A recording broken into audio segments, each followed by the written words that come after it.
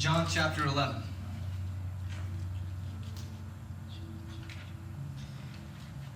John chapter 11, verses 17 through 35.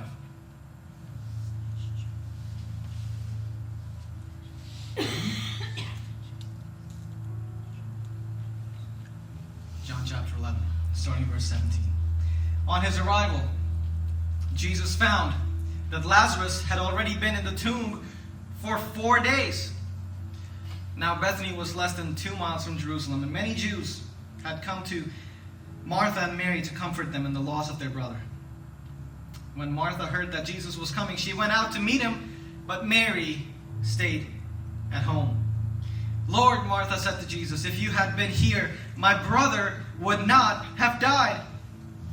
But I know that even now, God will give you whatever you ask. Jesus said to her, your brother will rise again. But Martha said, I know he will rise again in the resurrection at the last day. And Jesus said to her, I am the resurrection and the life. The one who believes in me will live even though they die, and whoever lives by believing in me will never die. Do you believe this? Yes, Lord, she replied. I believe that you are the Messiah, the Son of God, who is to come into the world. After she had said this, she went back and called her sister Mary aside. The teacher is here, she said, and is asking for you. When Mary heard this, she got up quickly and went to him. Now Jesus had not yet entered the village, but was still at the place where Martha had met him. When the Jews who had been with Mary in the house, comforting her, noticed how quickly she got up and went out, and they followed her, supposing she was going to the tomb to mourn there. When Mary reached the place where Jesus was and saw him, she fell at his feet and said, Lord, if you had been here, my brother would not have died. When Jesus saw her weeping, and the Jews who had come along with her also weeping, he was deeply moved in spirit and troubled. Where have you laid him? He asked. Come and see, Lord, they replied. And then the shortest verse in the Bible. Jesus wept. Jesus wept. Both sisters asked the same question. Where were you? Said the same statement. If you were here, he would still be here. I want to speak to you this evening from my title, Grief is Not the End.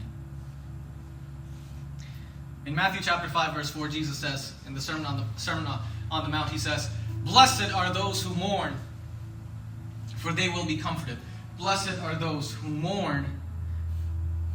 Blessed are they who mourn. It sounds kind of the opposite, right? Because if you are blessed, why would you be mourning?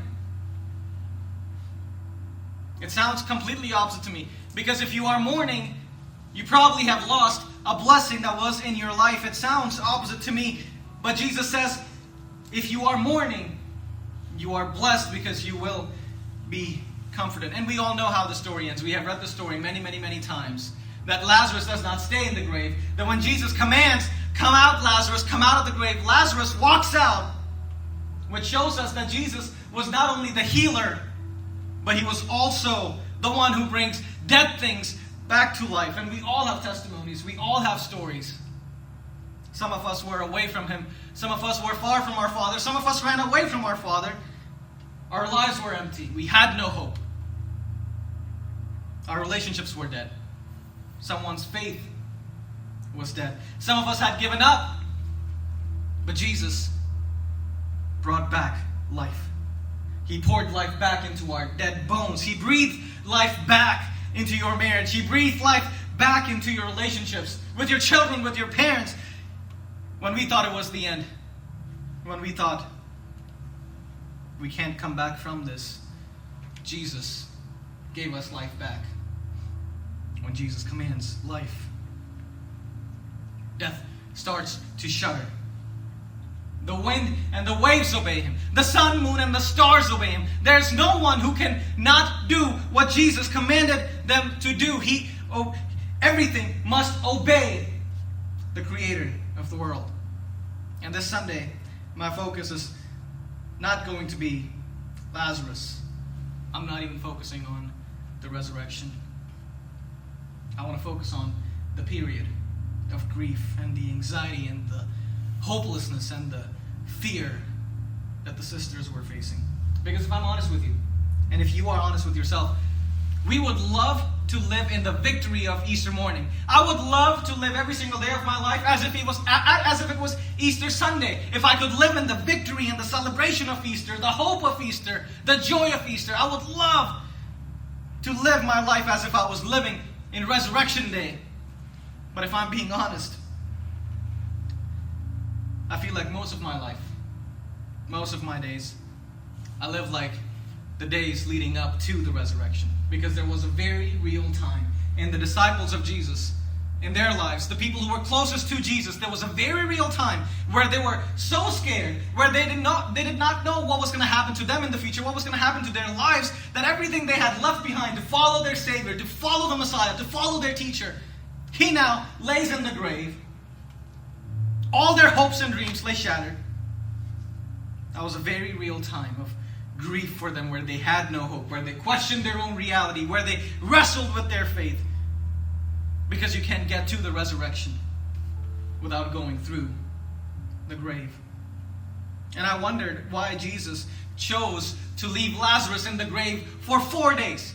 Because he had risen people from the dead, sometimes on the same day. Sometimes he just had to say the word and Lazarus would be healed on instant. Why did he choose to leave him in the grave for 4 days? And the curiosity got the best of me, and I had to find the answer. And I looked and I realized I found a Jewish historian. And this is what he had to say about it. The Jewish tradition teaches that a deceased person's spirit remains around the body for up to 3 days after death before departing. It was well known in Israel 2,000 years ago that someone deceased could come back to life during this 3-day period, but not afterwards. On the 4th day, the spirit left the body and went to Hades, and there was no hope for life without a miracle. Also, by the 4th day in Israel, the hot climate of Israel, advanced decay would be destroying the body, and the stench would have been overwhelming. That's exactly what Martha tells Jesus, that the stench would be overwhelming. But when Jesus called Lazarus to life from the dead and healed his rotted corpse, the people knew that he was the true Messiah, performing genuine miracles, as the prophet had foretold. Martha and Mary called Jesus to heal Lazarus so that he would not die. But Jesus stayed where he was and didn't come to them for 4 days. And they were not expecting Jesus to raise Lazarus back from the dead.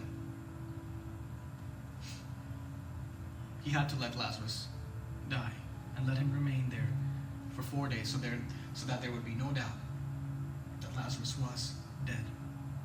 And I want to speak to you tonight about Jesus' friends, Lazarus, Martha, and Mary, because Jesus ate with them. Jesus had a family relationship with them. Every time he went to Jerusalem, every time he passed Bethany, he stopped and spent time with them. He was their friend. Martha opened her home for Jesus. Jesus ate with them. Him and his disciples. They gave them a place to stay. They gave them food. They took care of Jesus. But when they needed him, he was not there. He seemed to be nowhere to be seen.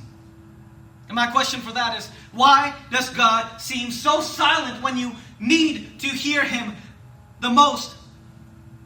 Why do I always feel so alone and lonely when the Bible tells me that God is with you always? He's always with you.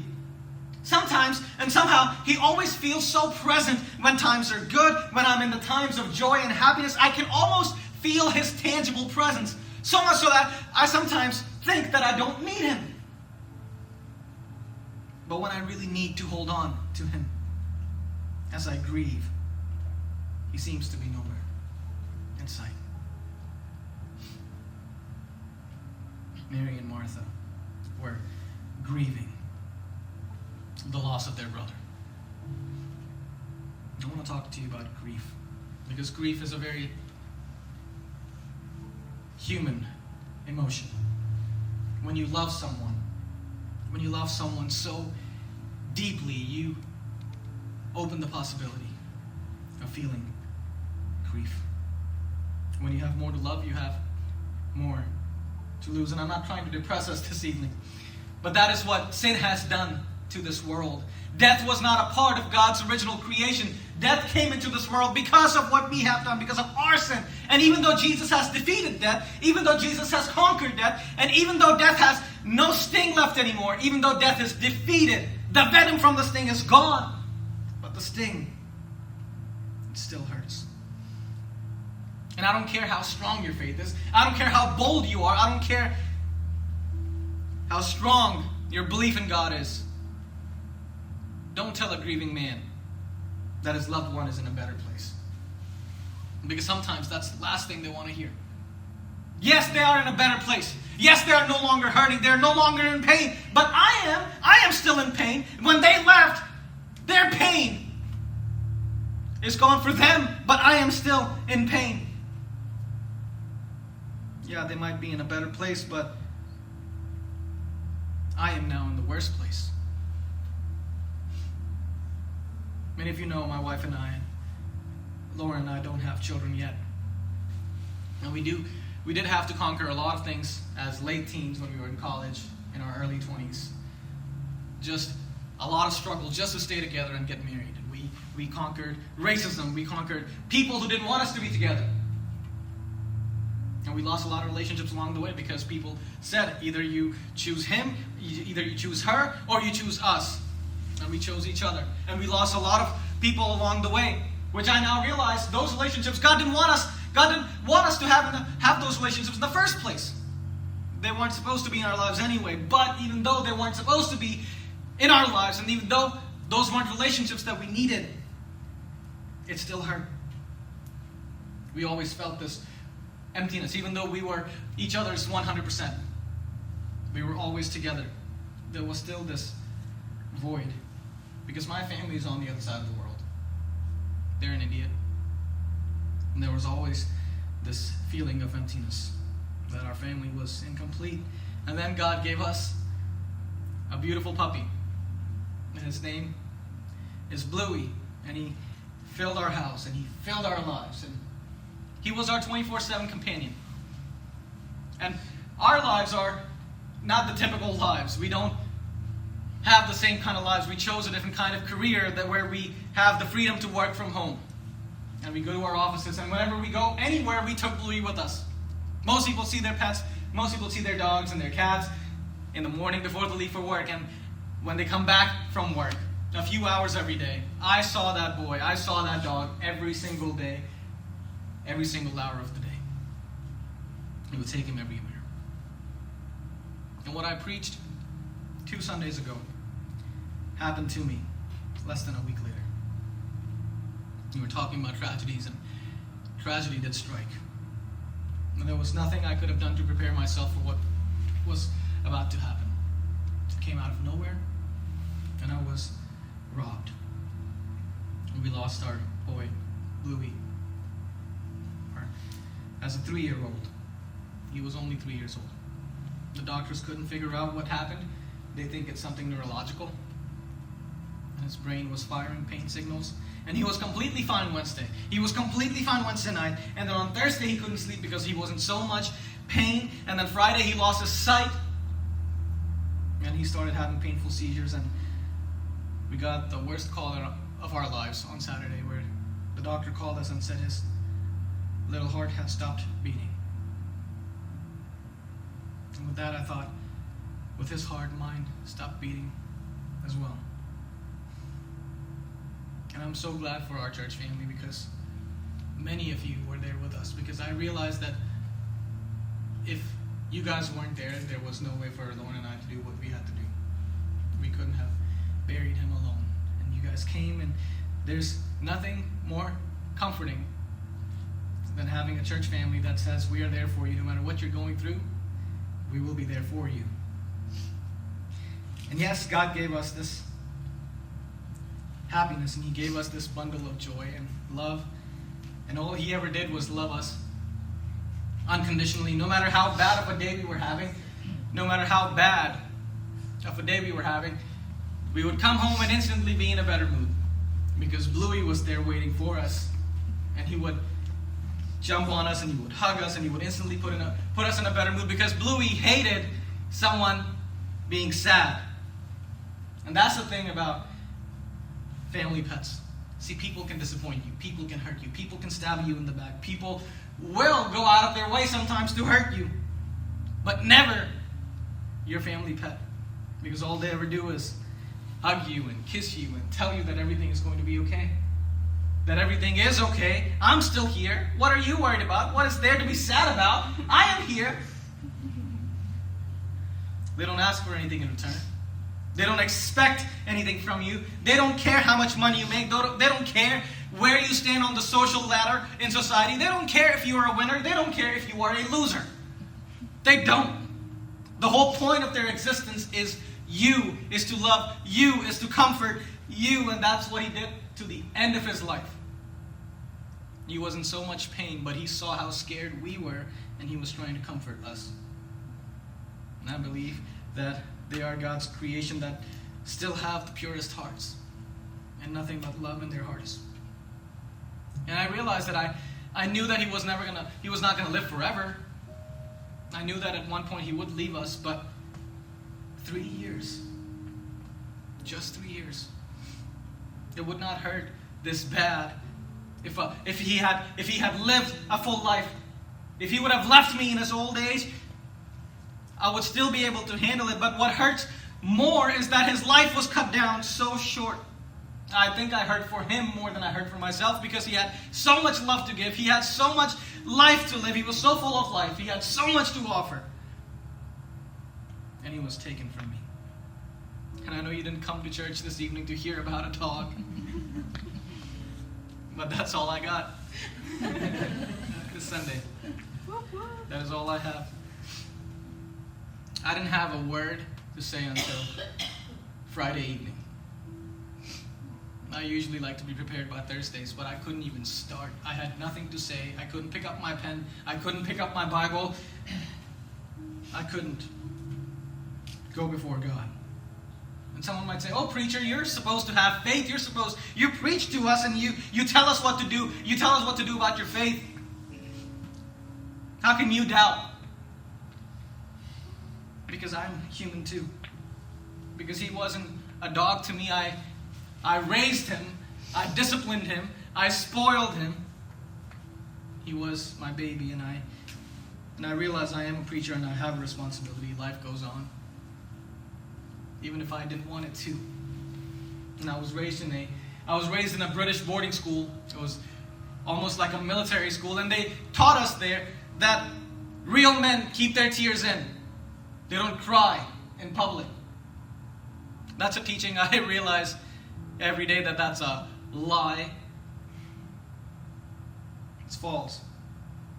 But life can't stop just because someone isn't here, because you are still here and you still have responsibilities. But even though I have responsibilities, when you go through tragedies like that, when you go through sudden disasters like that, when you go through sudden grief like that, I just ask myself, how do I get up? How do I keep showing up?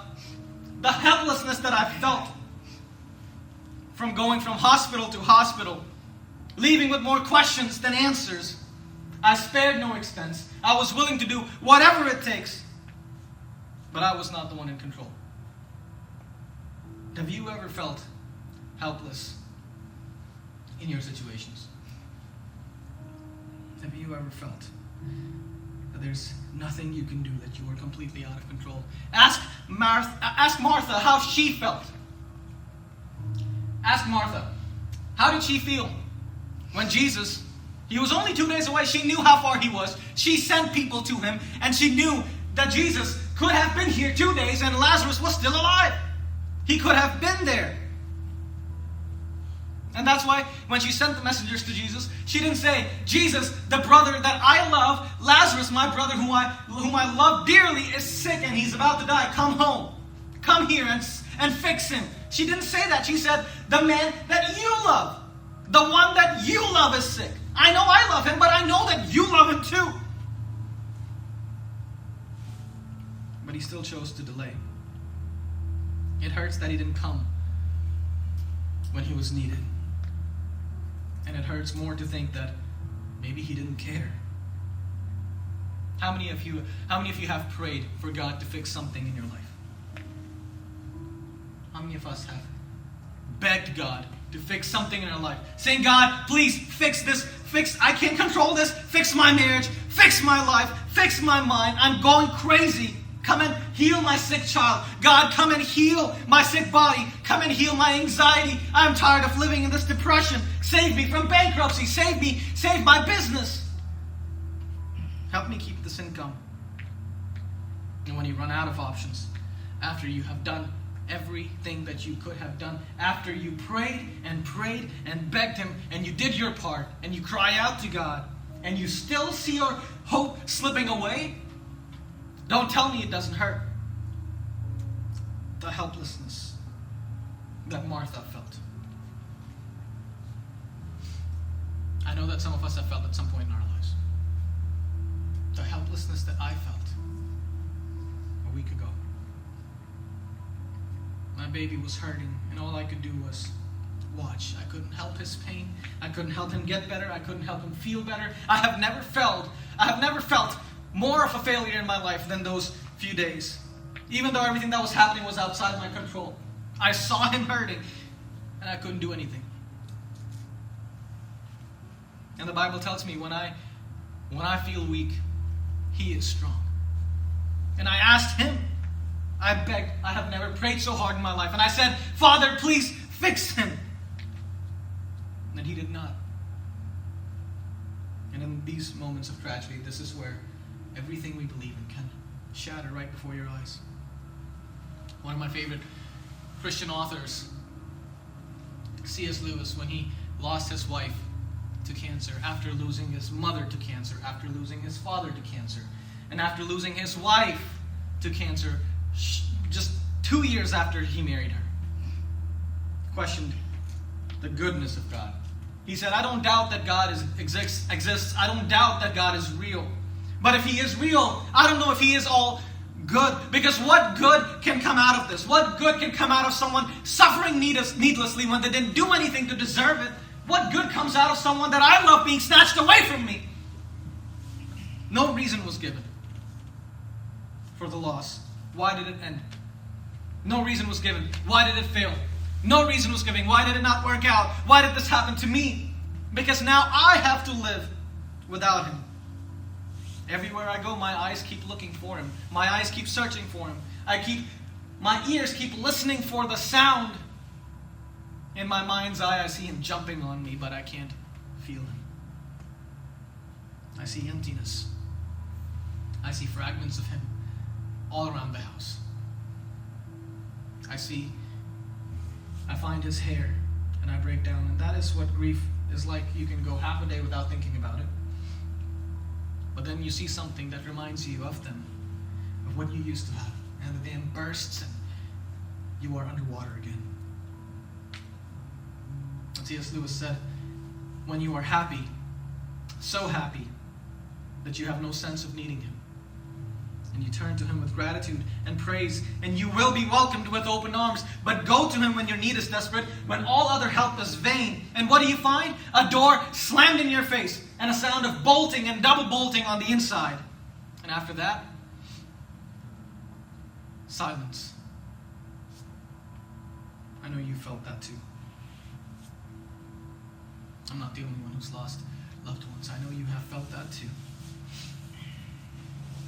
And I don't know what hurts more, the loss or the silence. If you are a Christian, grief brings you face to face with your faith and asks you, what do you really believe? What ground does your faith have? And I ask myself, how do I continue to keep worshiping him? How do I glorify my Father in heaven when he allowed this thing to happen? When I have to live with this huge gaping hole in my heart? How do I sing praises to him when he allowed such injustice to happen? No one prepared me for what grief felt like. I realize that grief is not just intense sadness and despair. It is also anger and confusion. It is helplessness and it is hopelessness. See, when you go through a sudden loss, you almost lose a sense of time. You almost lose a sense of reality. I go through 5 minutes of silence and false peace where I feel like everything is okay. That everything was fine. That I'm going to look around the corner and I'm going to see him. And then 5 minutes later, it just feels like sudden stabbing pain in my heart, that someone is pushing a dagger through my heart. No matter what I do, I can't get rid of this pit in my stomach. Grief feels so much like fear. I don't want to face tomorrow. I don't want to wake up. I don't want to get out of my house. I don't want to get out of my bed. I don't want to see what happens today. I don't want to see what is happening tomorrow. I don't want to even look at my calendar. I don't care if someone needs me. I don't care if I have responsibilities. I don't care. I just want to stay here and I don't want to see tomorrow. And I realized last week I just stopped noticing the little things that I used to notice. I stopped noticing the color in the world. Every time I have to do a little chore, it feels like an impossible task. Every time I eat, I love to eat. And I love chicken sandwiches. And I tried all of it. And I just couldn't taste anything. I stopped noticing the sunshine. I stopped noticing the warmth on my skin. Didn't care about the sunlight. Didn't care about the breeze. All I can think of is this empty void that is in my heart. All I can think of is the absence of my best friend. And sometimes it feels like I'm grieving just like any unbeliever, with no answers and no reason for the loss. And I want to ask Martha, how did you feel? The fame of Jesus was all over Israel. That this teacher who heals people, this teacher who has brought people back from the dead, everyone knew how Jesus loved every single person that came across him. Sometimes he would go out and heal people. Sometimes he would go and impact people's lives that didn't even come to him. His heart would just fill with compassion, and he saw someone hurting, and he brought her son back to life, a widow's son back to life. He healed people, even sometimes when they didn't ask for it, because his heart was filled with compassion. And his friend, his family, ask Martha, how does it feel that he would do it for everyone else? That he would heal other people, but he wouldn't come to you. That he would do it for everyone else, but he wouldn't do it for me. In these times, I ask myself, have I even seen the goodness of God? If I'm being honest, the answer is yes. Can I say God is faithful? Absolutely, because I have seen it. I have seen it in my life. That God has come through many, many, many times. That he has won so many victories for me. But this battle that I lost, these battles that you have lost, sometimes it does confuse you that he helped me at that time. And this was so much more important. He takes care of my needs for the little things, but this was so important. And I see no goodness come out of this. I can see no bigger plan. I can see no bigger purpose. It hurt my boy. It killed him, and now it hurts me, and it's killing me now. And I don't even know how to give voice to my grief except just scream inside my heart and say, Father, it hurts. And you knew that it would hurt. Where are you? Do you not care? A part of me hates this feeling. I don't want to feel this grief, but at the same time, I don't want to move on. Because this pain reminds me of my boy. Every moment I can, I think of him. I don't want to forget him. I don't want to forget his voice. I don't want to forget his eyes. I don't want to forget anything about him. I don't want to move on. And here's another thing about grief. It makes you remember all the things you've done. Memory after memory is going to pop into your head. Every time you hurt someone, you love every time you said something you shouldn't have, and now you wish you could have apologized when you had the chance, but it's too late. And I'm also reminded of the things that I didn't do. All the things that I had the opportunity doing, but I couldn't. I chose to put other things first. The guilt of things that I didn't do. And take it from me. If there's something you need to do in your life, do it now.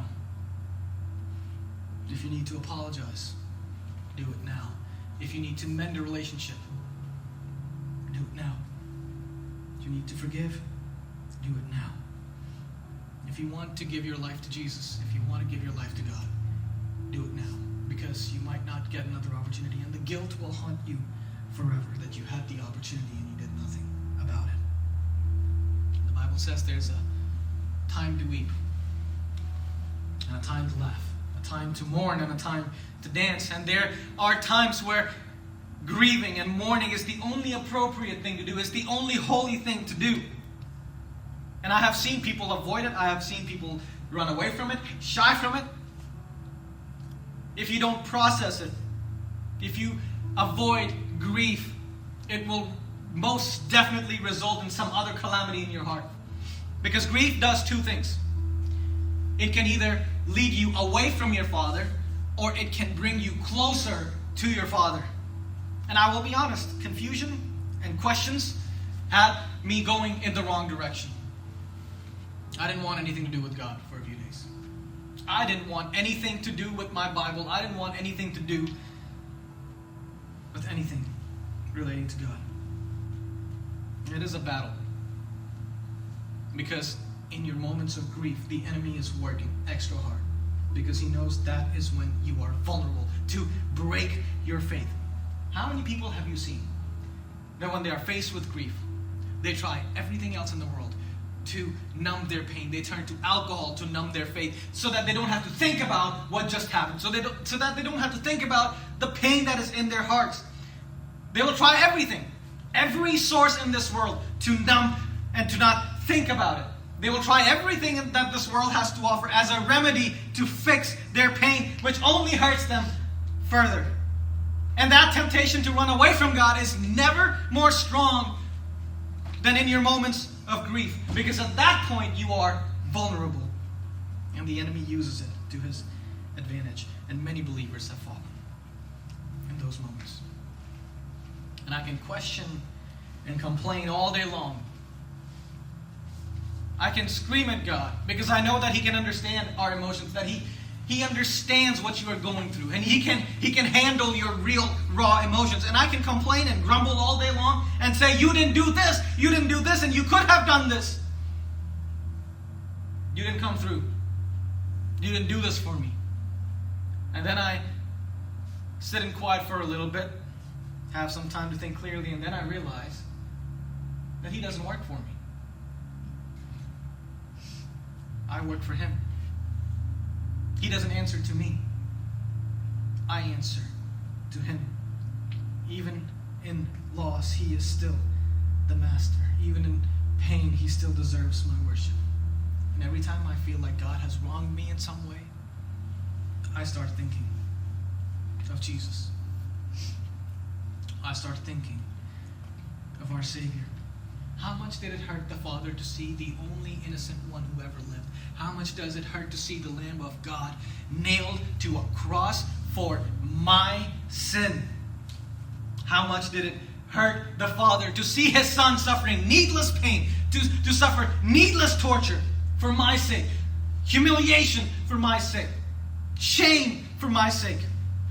How bad did it hurt the Father to turn His face away from His Son? How bad do you think it grieved the Father to hear His Son say, Father, why have you turned away from me? Why won't you look at me? Why have you left me? For my sake. For your sake. Some of us need to grieve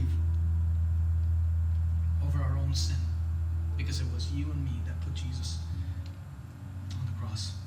And true repentance can't happen until we understand the gravity of our sin that put Jesus on the cross. Until we learn to weep over how depraved I was and how far away I was. And until I understand my own fallenness and weep over how I broke my Father's heart, I can't even begin to understand how great His grace is that covers everything that I ever did.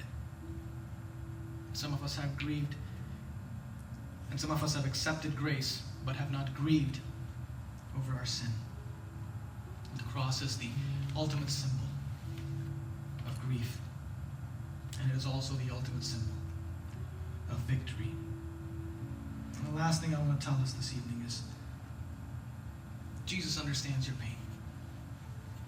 He can feel your heart. He can understand your emotions. He's not some detached God who doesn't understand what it feels like to be human. Paul says that the Spirit of God intercedes for us. That you don't even have to try to formulate words because we can't. But He understands everything that you are going through, everything that you are feeling. He understands. The Spirit communicates that with God. You don't have to worry about coming up with words because He understands exactly what you are feeling, even if you don't understand, even if you don't know what to say. So I want to say, don't hide from Him. Don't run from Him. Grieve with Him because our Father grieves with us. Your Father weeps with you. He was about to raise Lazarus from the dead. Only Jesus knew that Lazarus is about to come out. I'm gonna speak the command, and out will come Lazarus. Only He knew. Everyone else thought Lazarus is gone, but Jesus knew. Moments before He knew that He was about to bring him out of the grave, He still cried. He still wept. Because He's the Father who can feel His children's pain. He knows what it is to live in a fallen world. He knows what it is to feel pain and loss. Don't push Him away. Accept His embrace. And there are only a few chances that we will get in this life to truly offer a sacrifice of praise through a loss like this. And you want your faith to grow, you want your faith to be strong, worship Him in your loss.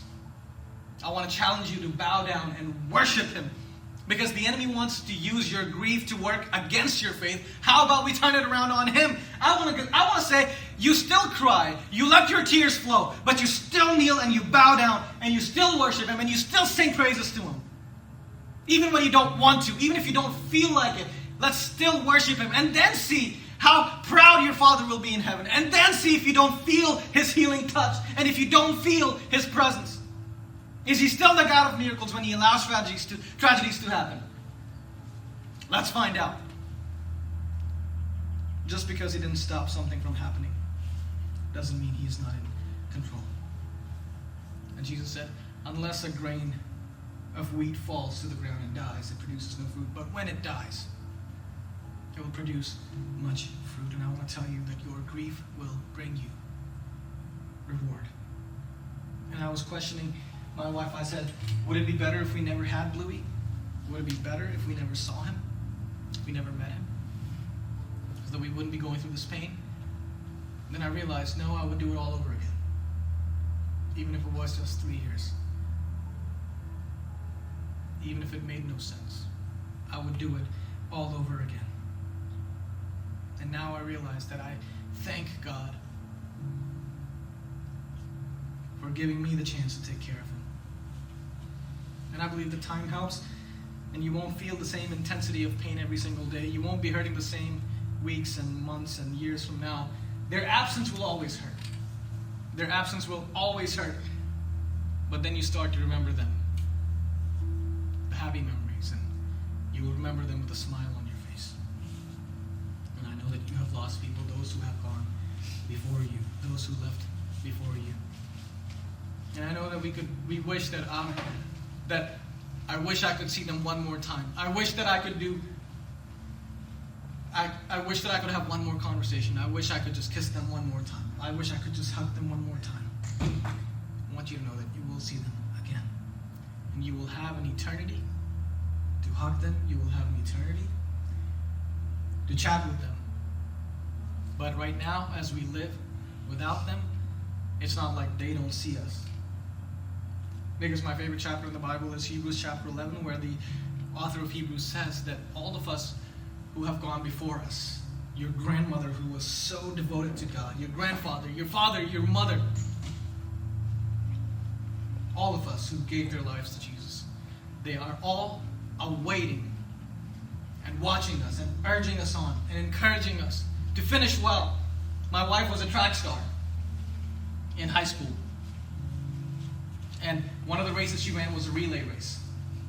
And usually, the fourth runner, there's 4 runners, and the last one typically is the fastest, which she was. Because you need the last one to be fast. Because if the top 3 people, the first 3 people ran really fast and got all this lead, and then you put a turtle at the 4th one, the race is not going to be ending up very well. You need to finish well. And the most interesting thing Hebrews 11 tells us is that every single one, every person in the Bible who God used mightily, who was a part of his story, every single person that went before us, before you, they are now awaiting. They are now a cloud of witnesses waiting for us. And he says that they are waiting for their reward. And they won't get it until we get there. How interesting is that? That they will see their reward when we finish well. That's why it's so important for us to finish well. And I remember I prayed over Bluey as I buried him. And I remembered, and I think I was saying these things out loud. And I remember I said to God that you didn't answer my prayer. You didn't save him. I begged you. You didn't answer that prayer. So now I need you to promise this. That when I open my eyes in eternity, the first one I want to see coming, running up to me, is that little boy. I want him to come and tackle me and throw me to the ground, which he used to do every day, and I told him, get down. But that day I'm going to say, get up here.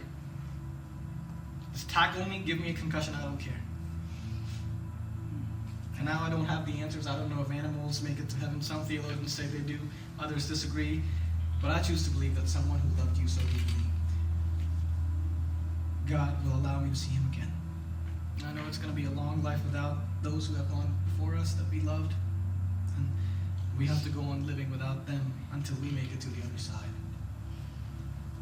But the only way to get there, the only one who can get us there, is Jesus.